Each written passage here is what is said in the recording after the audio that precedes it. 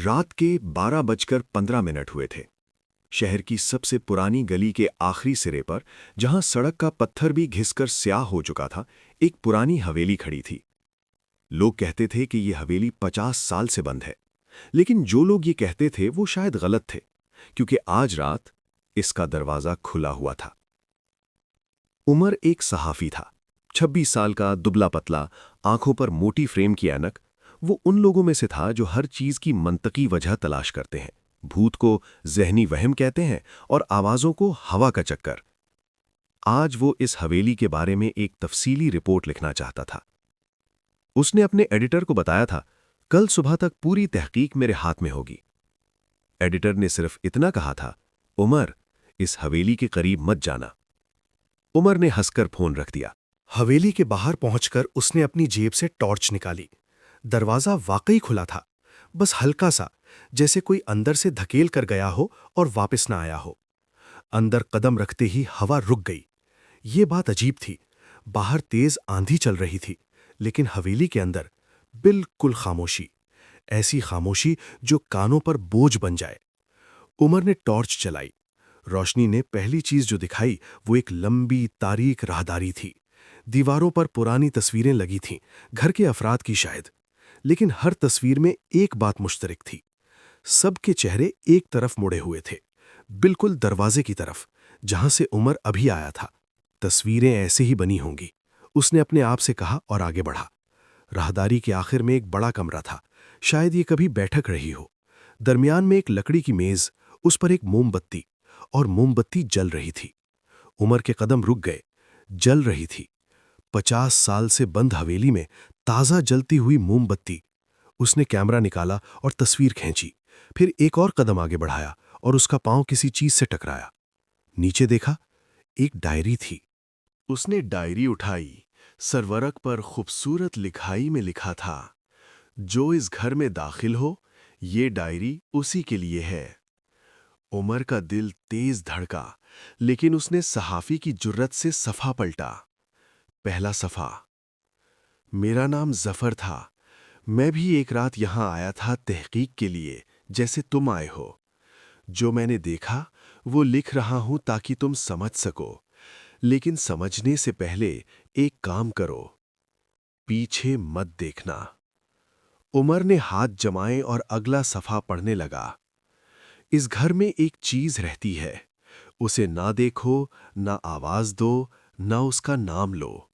बस एक काम करो, जैसे आए थे वैसे चले जाओ, सीधे, बगैर रुके, बगैर पलटे। लेकिन अगर तुमने महसूस किया कि कोई तुम्हारे पीछे खड़ा है, तो खुदा के लिए पीछे मत देखना। उमर ने डायरी बंद की। उसका दिल अब बहुत तेज धड़क रहा था। ये बकवास है, उसने सोचा। किसी ने मजाक किया है, शायद कोई और सहाफी पहले आया हो।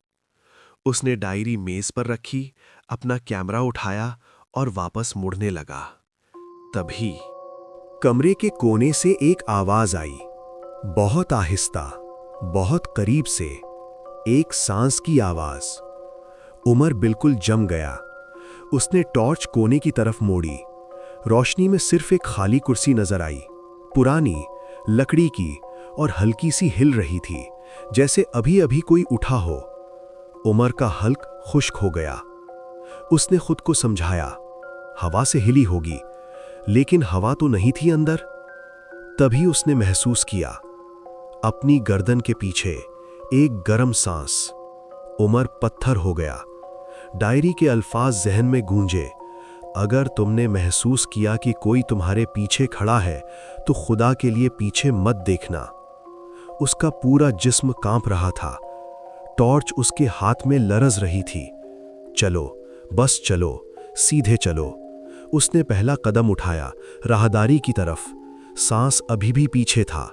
दूसरा कदम, सांस करीब आ गया। तीसरा कदम।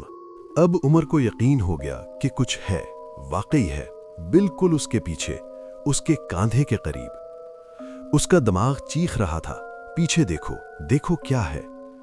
लेकिन डायरी के अल्फाज। उमर ने आंखें बंद की और चलता रहा। राहदारी आ गई। कदम तेज हो गए। दरवाजा सामने था, खुला हुआ। बाहर आंधी चल रही थी, दरख्तों की सरसराहट सुनाई दे रही थी, सड़क की रोशनी नजर आ रही थी। उमर ने आखिरी कदम उठाया और बाहर निकल आया।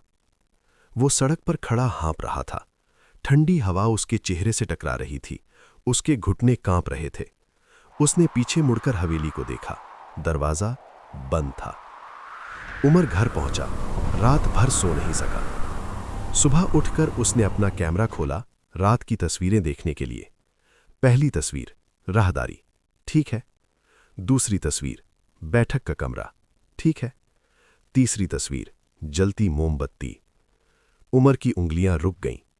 तस्वीर में मोमबत्ती थी, मेज थी, और मेज के पास एक साया था, लंबा पतला साया।